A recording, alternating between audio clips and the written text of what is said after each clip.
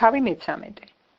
ამ დროს მოვიდნენ ზოგიერთები და უამბეს მას გალილეველთა შესახებ, რომელთა სისხლი პილატემ შეურია მათ მსხვერპლებს.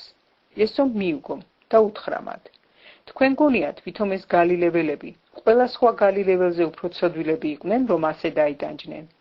არა, გეუბნებით, თუ არ მოინანიებთ, ყველანი მათსავით დაიღუპებით.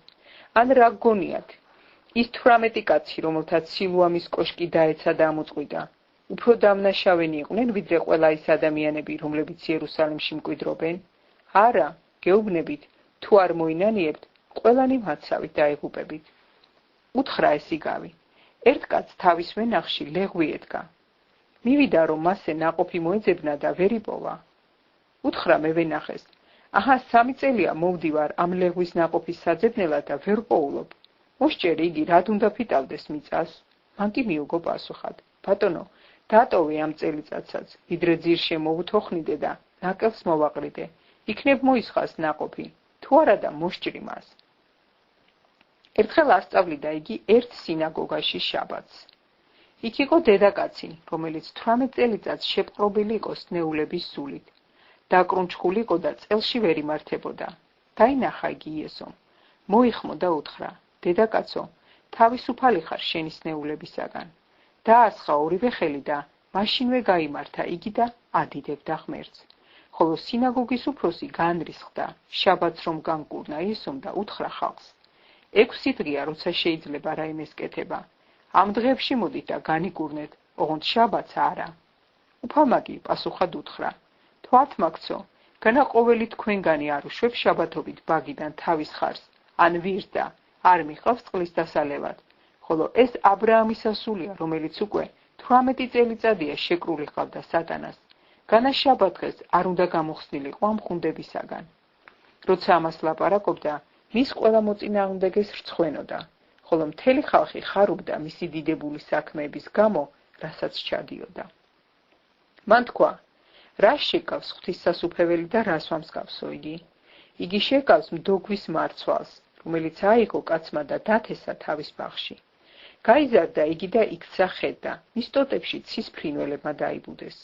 კიდევ თქვა: რას ვამსგავსო ღვთისმსასუფეველი? იგი წააგავს საფუარს, რომელიც დედაკაცმა აიღო და ჩაფლა 3 საწყაო ფქვილში, ვიდრე მთლიანად გაფუვდებოდა.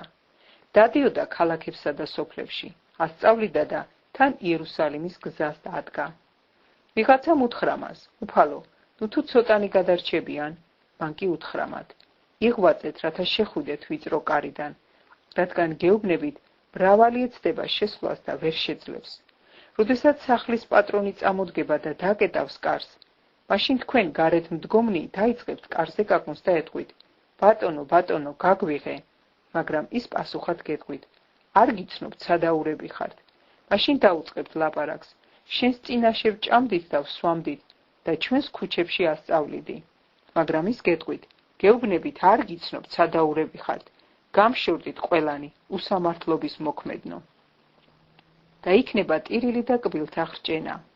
როცა იხილავთ აბრაამს და ისააკს და იაკობს და ყველა წინასწარმეტყველს ღვთისმსასუფეველში, თქვენ თავს კი გარეთ განდევნილებს. მოვლენ აღმოსავლეთიდან და დასავლეთიდან, ჩრდილოეთიდან და სამხრეთიდან და ინახად დასხდებიან ღვთისმსასუფეველში. და ჰა, არიან უკანასკნელნი, რომელნიც პირველნი იქნებიან, და არიან პირველნი, რომელნიც უკანასკნელნი იქნებიან. ამ დროს მოვიდა ზოგი ფარისეველთაგანი და უთხრა: წადი, გაეცალე აქაურობას, რადგან ჰეროდეს შენი მოკლა უნდა. მან უთხრა მათ: წადით და უთხარით იმ მელას: აჰა, ვდევნი ეშმაკებს და ვკურნავ დღესა და ხვალ, მესამე დღეს კი დავასრულებ. მაგრამ მე უნდა ვიარო დღეს, ხვალ და ზეგ, ვინაიდან არ იქნება, რომ წინასწარმეტყველი იერუსალიმის გარეთ დაიღუპოს.